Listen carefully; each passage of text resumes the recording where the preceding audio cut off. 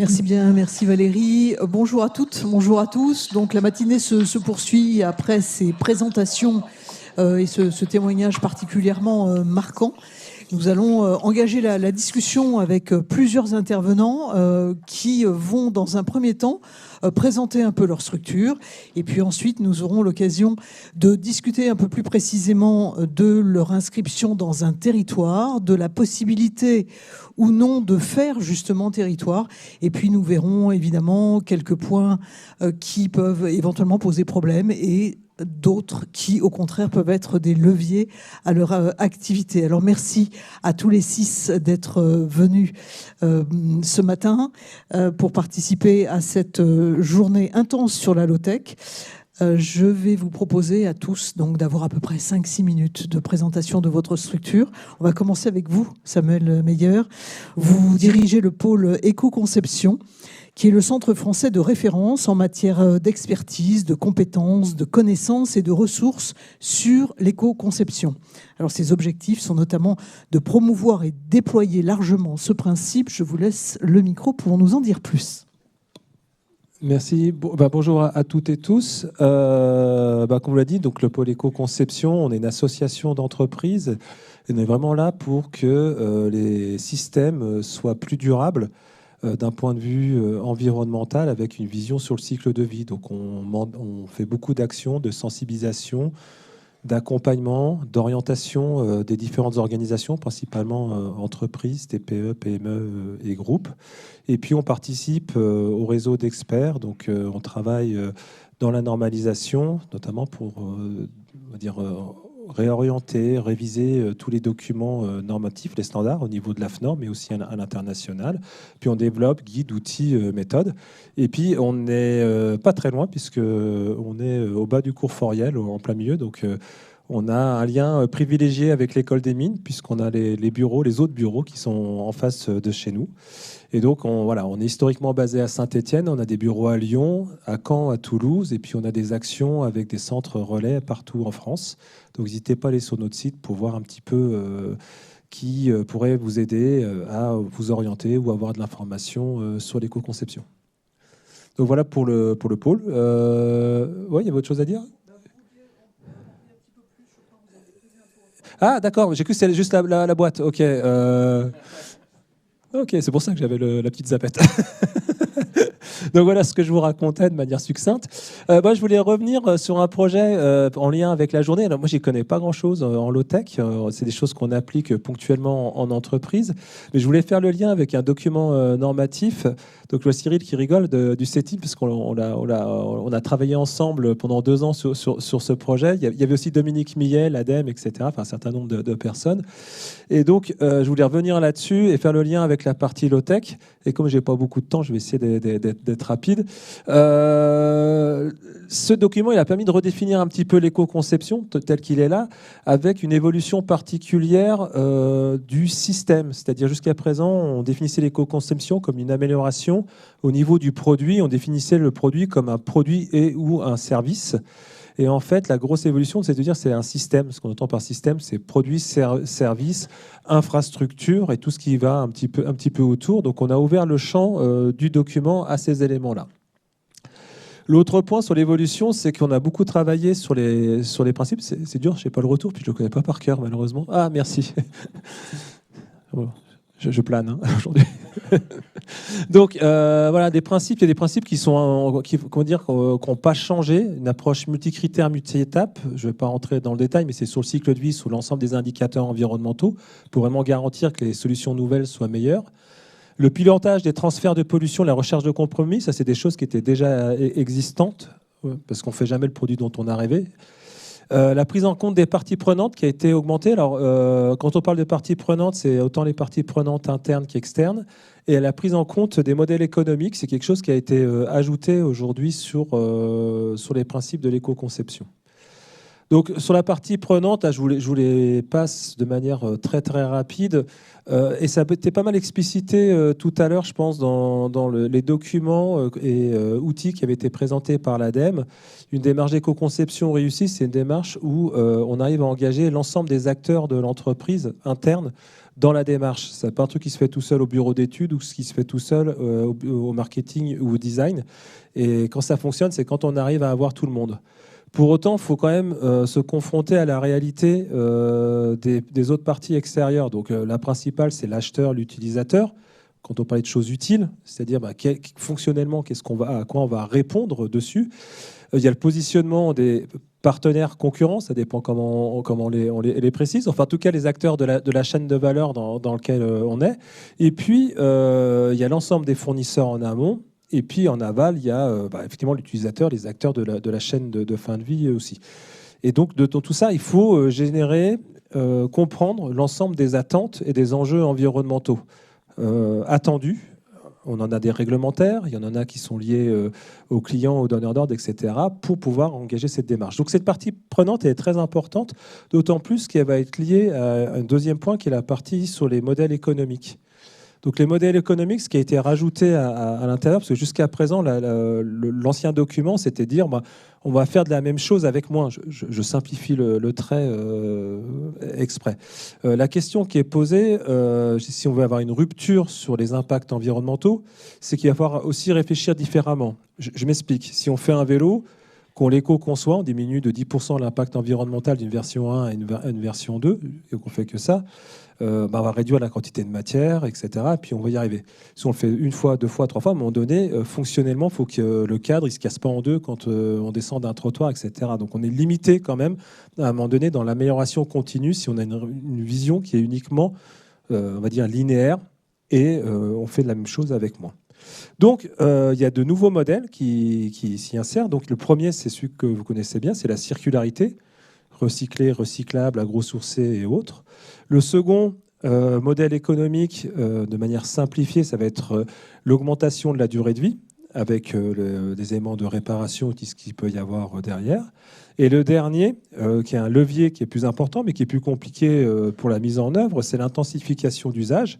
C'est comment passer sur des usages partagés, l'économie de fonctionnalité, les systèmes produits-services, etc. C'est-à-dire comment un produit, un device, peut fournir un service à plusieurs utilisateurs plutôt qu'à un utilisateur unique, tout en créant une valeur suffisante pour tous les organismes et parties prenantes de la chaîne de valeur.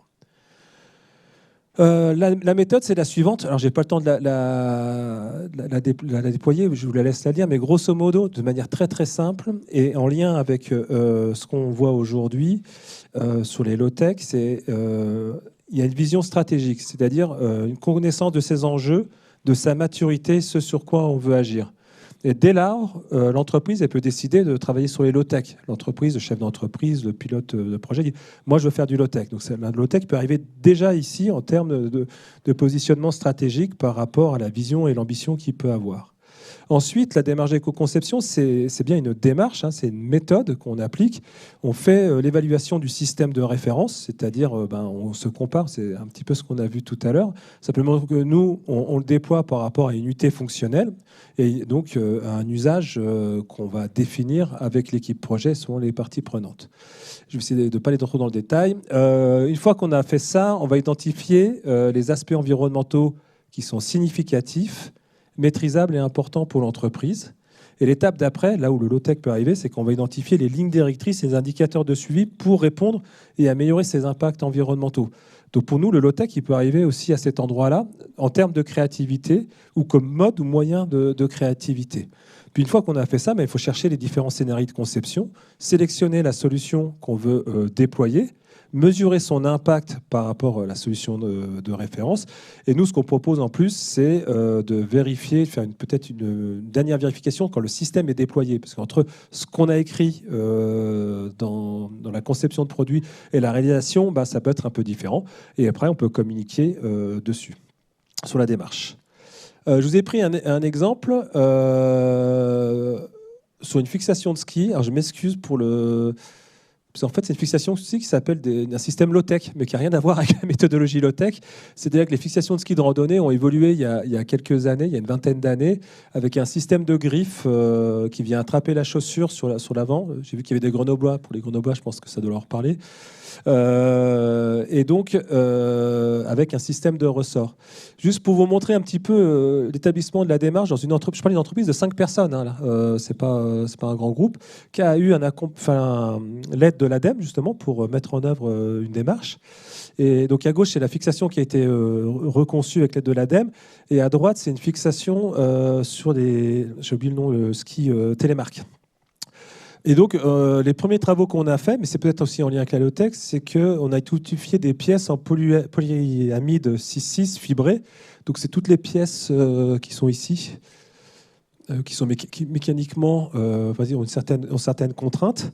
Et on a fait des recherches de substitution de matériaux. Donc, on est passé sur du PA11, donc de l'agro-sourcé dessus. Mais quand on a regardé les impacts environnementaux entre l'agro-sourcé et le pétrolier, difficile de dire quelle était la meilleure solution. Avec les transferts d'impact, il y a des endroits où c'était meilleur, des endroits où c'était plus mauvais. Par contre, ce qu'on s'est rendu compte fonctionnellement, et c'est là où je fais le lien aussi avec le low-tech, c'est que le polyamide agro-sourcé, il a une résistance au choc qui est bien meilleure dans des conditions froides. Je vous explique, on a fait les tests. Vous injectez une pièce en polyamide 6,6 classique, vous le mettez en congèle et puis en PA11, vous prenez un marteau, vous tapez dessus. Dans un cas, elle explose, dans l'autre cas, elle résiste. Et pour le coup, fonctionnellement, on aura un produit qui sera plus durable, plus réparable, etc. Donc ça, c'est des choses qu'on avait développées, identifiées dans le développement de la fixation de ski de randonnée, qu'on a déployé dans d'autres gammes de ski. Et puis pour terminer, il y a d'autres. Alors je ne vous passe pas tout le détail des co-conceptions, de surqualité, parce qu'on était sur de l'aluminium aéronautique qui n'a aucune raison d'être dans une fixation de ski. Donc ça, c'est des choses qu'on a supprimées. Et si on voit les ressorts qui sont ici, qui sont la mâchoire, on va les retrouver là. Et ici, sur la partie low-tech, la plupart des entreprises, elles travaillent des produits avec 2 ressorts. Et en fait, il y a eu tout un travail avec les entreprises, notamment de Saint-Étienne, pour reconcevoir cette partie-là et passer sur un seul ressort. Et j'en ai terminé. Merci beaucoup.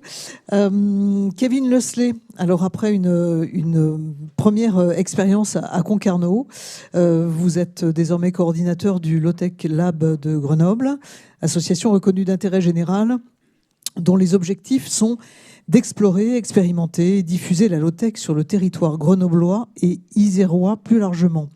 Alors de façon plus générale, vous m'avez dit bien aimer explorer des modes de vie et des modes de coopération, et pour y parvenir, vous misez beaucoup sur la puissance d'un cadre convivial. J'espère qu'aujourd'hui vous trouverez ce cadre convivial. Merci beaucoup. Bonjour à toutes et à tous. Merci pour l'invitation. Donc, je m'appelle Kevin Lesley et je vais vous parler un petit peu du Low-Tech Lab Grenoble dans lequel je travaille actuellement. C'est donc une association qui a un peu plus de 7 ans bientôt et au sein de laquelle on y expérimente et on diffuse la démarche low-tech. Pour nous, qu'est-ce que ça veut dire ? Ça veut dire que c'est avant tout une démarche de sobriété technologique. On vient questionner nos besoins et la manière d'y répondre en essayant de tendre vers les réponses les plus accessibles et durables, que ce soit en termes d'objets, de pratiques ou d'idées. Et chez nous, ça se traduit par différents projets qu'on porte au sein de l'association. On essaye de développer le lien social dans le quartier dans lequel on est hébergé, le quartier de l'Abbaye à Grenoble, via des cycles d'ateliers d'accompagnement à l'autoconstruction, principalement pour un public en situation de précarité énergétique ou alimentaire. On essaye de développer des supports de cours et de formation pour insuffler la démarche low-tech dans l'enseignement secondaire et supérieur. On essaye d'imaginer et de construire le futur de l'artisanat autour de l'énergie solaire, notamment, à travers le développement et la production de concentrateurs solaires et de fours professionnels, comme on en a entendu parler tout à l'heure. On travaille aussi à diffuser la démarche low-tech via le prisme particulier de la cuisine collective, qui est pour nous une activité conviviale par essence, avec des stages et des développements de produits de communs sur ce thème. Et enfin, on accompagne les organisations de notre territoire à expérimenter cette démarche-là collectivement au sein d'un parcours de 10 mois qui s'appelle Vers un territoire low-tech en métropole grenobloise, dont on va un peu plus parler en détail en début d'après-midi, et qui est un essaimage du projet porté à Concarneau, qui porte le même nom, qui a eu lieu entre 2022 et 2024. Pour tout ça, on fait partie de l'archipel du réseau de l'archipel des communautés du Low-Tech Lab, qui regroupe un peu plus de 40 organisations dans la francophonie. Et on est une modeste équipe de 3 personnes salariées actuellement, à temps partiel, avec une quinzaine de bénévoles et une soixantaine d'adhérents-adhérentes, pour un budget annuel autour de 100 000 € à peu près pour nos activités. On porte des valeurs assez fortes dans ce réseau. On a une place un peu particulière parce qu'on est à la fois très proche du terrain, où on expérimente sur nous-mêmes et avec d'autres qu'est-ce que ça veut dire la démarche low-tech dans la vraie vie. Et on a aussi une présence sur les aspects plus conceptuels, intellectuels de la démarche, pour essayer de faire vivre cette philosophie, de faire vivre les aspects politiques derrière la démarche low-tech, tous les aspects démocratiques, et on tient beaucoup à ces aspects-là dans la manière dont on imagine nos actions et l'implication des citoyens, citoyennes au cours de la vie de cette démarche-là. Et voilà, j'en ai à peu près fini pour la présentation. Merci bien. Timothée Boisseau, investi dans le secteur associatif et l'enseignement de la low-tech depuis plusieurs années. Vous conduisez une thèse depuis 1 an à Mines Paris PSL sur le développement d'un écosystème low-tech alpin à l'échelle territoriale, donc à partir notamment de projets collectifs interstructures et l'observation des expérimentations en cours en France. Je vous laisse nous en dire plus. Merci. Oui, effectivement, mon point d'entrée dans ma thèse, là, c'est en fait la question un peu du passage à l'échelle du mouvement low-tech. Alors, passage à l'échelle, il peut y avoir vraiment plein de manières différentes de le faire. Et un premier constat, c'est que c'est quelque chose qui est assez demandé quand même dans le mouvement, et en même temps qui est très délicat, parce qu'on sent bien qu'il y a des pièges qu'on veut éviter dans le passage à l'échelle du mouvement. Et un autre point assez important, c'est qu'en fait, le mouvement n'est pas complètement homogène. Il y a certaines hétérogénéités, comme l'avait bien remarqué Aurélien Béranger dans un article, La médiatisation du phénomène low-tech. Et donc, du coup, en fait, il va y avoir sûrement plusieurs formes de passage à l'échelle. Je prends juste l'exemple de la polarité qu'on trouve au sein du mouvement low-tech entre la partie plus institutionnelle et une partie plus militante, grosso modo, et que en fait, les passages à l'échelle ne vont pas forcément être les mêmes selon les acteurs dans ce mouvement-là. Un autre point de départ, c'est-à-dire dans le mouvement low-tech, qu'est-ce qu'on trouve ? On trouve des objets, souvent c'est une première porte d'entrée, même si ça ne suffit pas à caractériser ce que c'est la low-tech. On trouve aussi des acteurs, une démarche, des valeurs, etc. Et donc là encore, tout ça, ça va être plein de points d'entrée assez différents du passage à l'échelle. Donc moi, dans ma tête, il y a trois objectifs. Le premier, c'est de regarder justement comment ces objets, qui sont très importants dans le mouvement low-tech, quand ils se diffusent, qu'est-ce que ça provoque ? Et une étude de cas, donc notamment sur le four solaire, qui s'est un peu diffusé en France via la boulangerie solaire, montre que justement, en fait, quand l'objet se diffuse, en fait, c'est un peu une amorce ou un prétexte pour que le mouvement lui-même se diffuse. On voit toute la créativité qu'il y a eu autour de cet objet, qui a amené à la réinvention de la boulangerie solaire, d'une méthode d'adaptation à la variabilité à l'énergie, de l'entreprise aussi Label Tech, etc., pour appliquer ça à d'autres objets. Donc en fait, les objets peuvent être vecteurs d'autres choses. La seconde porte d'entrée, c'est l'approche territoriale, et c'est notamment pour ça que je suis là. Et ce que je vois aujourd'hui, c'est qu'il y a une forme d'exploration collective, pas vraiment coordonnée, mais effectivement sur le territoire, parce qu'il y a beaucoup d'expérimentations en même temps. On peut parler de la Normandie, Bourgogne-Franche-Comté, Pays de la Loire, etc., des échelles un peu plus petites, donc notamment sur la communauté low-tech alpine, dans le Jura aussi, des échelles aussi des bassins de vie, les programmes vers un territoire low-tech, donc à Concarneau, à Grenoble, à Briançon aussi. Enfin voilà, il y a beaucoup d'expérimentations en même temps sur ce sujet-là.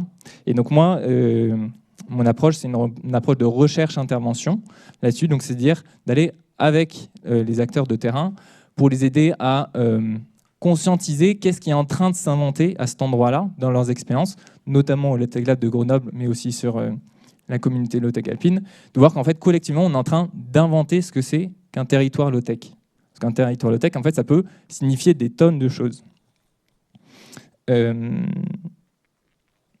ça peut signifier des tonnes de choses. Par exemple, est-ce que c'est un territoire dans lequel les infrastructures sont low-tech? Est-ce que les services publics qui sont un peu structurants ont une démarche low-tech? Est-ce que c'est un territoire dans lequel il y a beaucoup d'entreprises low-tech et donc ça fait une sorte d'émergence?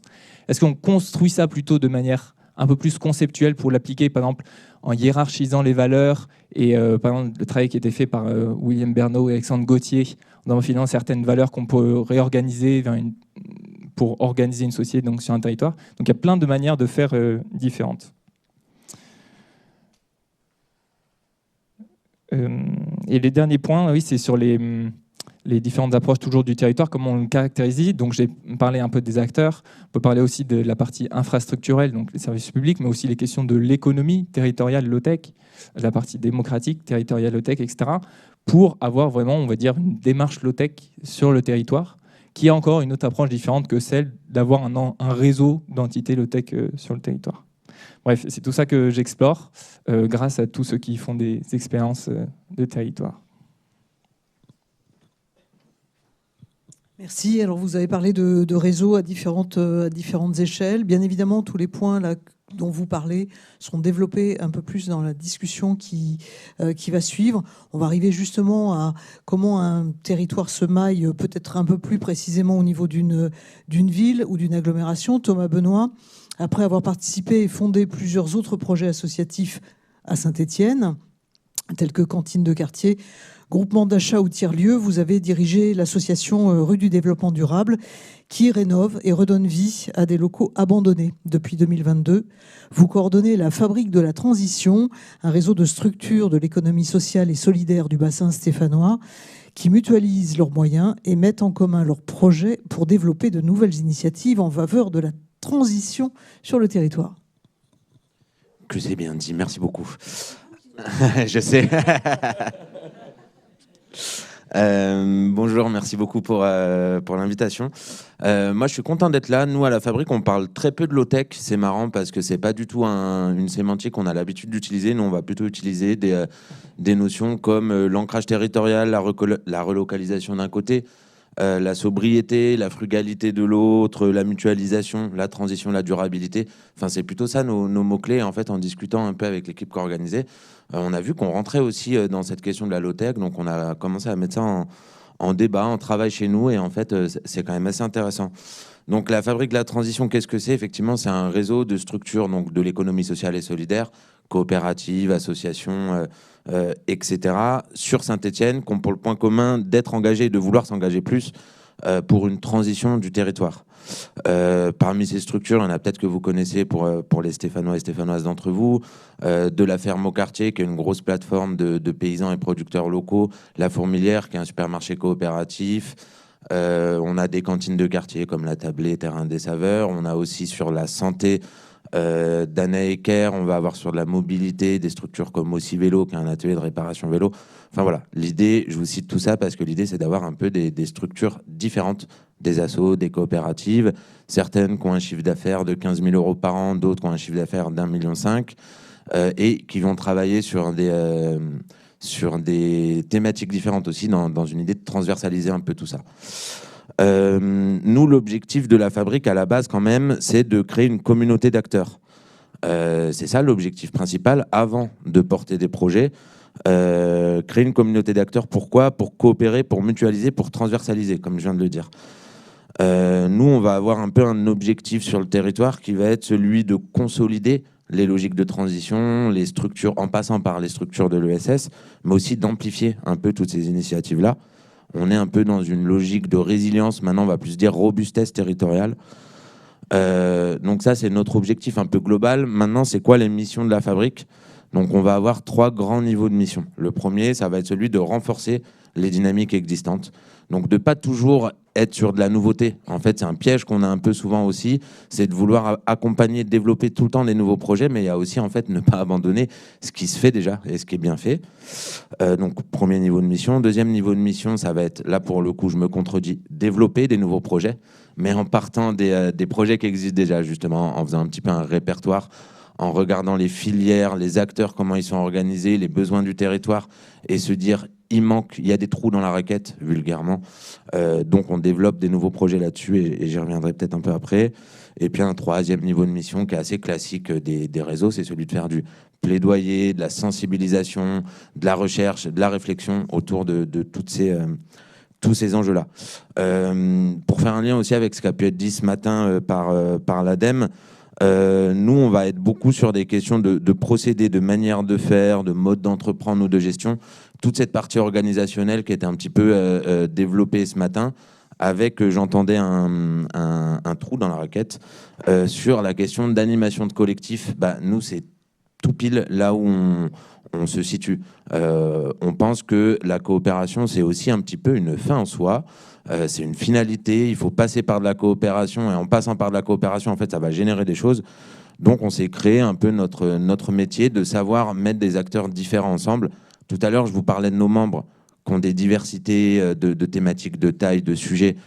Mais en fait, là, je vous parle aussi, plus que ça, d'aller plus loin, de savoir interfacer entre les structures de l'ESS avec les acteurs de l'économie dite conventionnelle, de savoir aussi associer des chercheurs, des institutions, des prescripteurs, etc. C'est ça notre métier. Nous, en gros, on aime bien mettre des acteurs autour d'un sujet, on secoue et on se dit qu'il va créer des choses, si je le caricature un peu, parce que je vois qu'il me reste qu'une minute.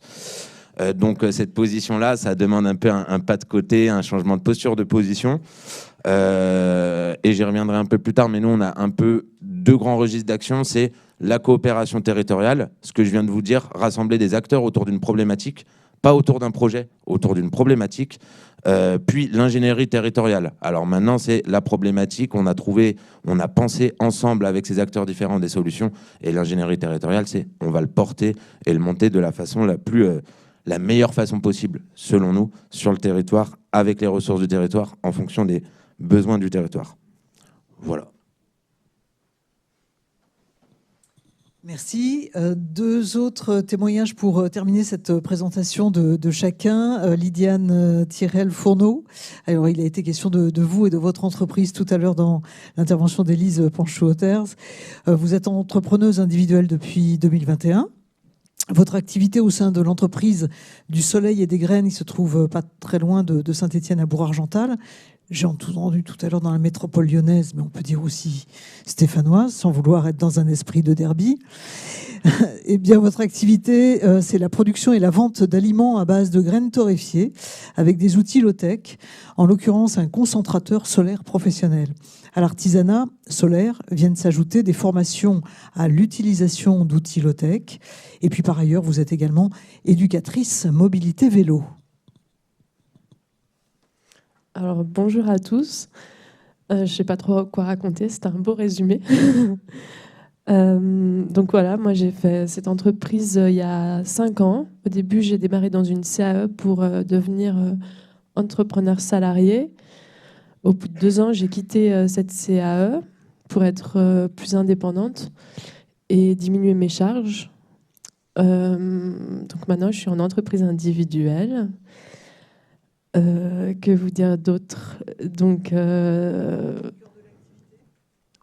cœur de l'activité, c'est de la torréfaction. Hein. Je commande des graines le plus localement possible, mais aussi avec des grossistes. Parce qu'on essaye beaucoup de choses. Hein. On aimerait que tout soit parfait. Moi, mon but, c'était d'avoir mon entreprise pour être super indépendante, mettre le temps que je veux dans mon entreprise pour avoir le temps que je veux pour ma famille. J'ai 2 petits-enfants. Et du coup, et aussi avoir le moins d'impact possible sur l'environnement. Donc c'est pour ça qu'on s'est tourné vers la torréfaction solaire il y a 5 ans. Et en fait, c'est très difficile de n'avoir aucun impact. Parce que si on n'est pas agriculteur, les graines, faut les acheter. Donc il faut forcément qu'elles viennent. Il faut les emballer. Il faut les livrer. Donc à chaque fois, ça consomme. Donc ça, c'est un peu une réalité qui nous est arrivée. Alors peut-être que vous comptiez me faire parler de ça plus tard. Voilà. Donc on n'est jamais 100% neutre, mais en tout cas, dans l'énergie, on est indépendant parce que toute notre torréfaction se fait au solaire. D'ailleurs, je ne pourrais pas être là aujourd'hui s'il faisait beau. Donc, on a beaucoup torréfié mardi et mercredi, parce qu'on a des grosses commandes là pour Noël. Donc, je suis contente de continuer. Ça fait 5 ans. Et ouais, il y a 2 ans, j'ai repris mon activité d'éducatrice mobilité vélo que j'exerçais quand j'habitais pendant 1 an et demi à Paris. Parce que j'avais besoin de lien social. Donc, je travaillais quand même un peu toute seule chez moi.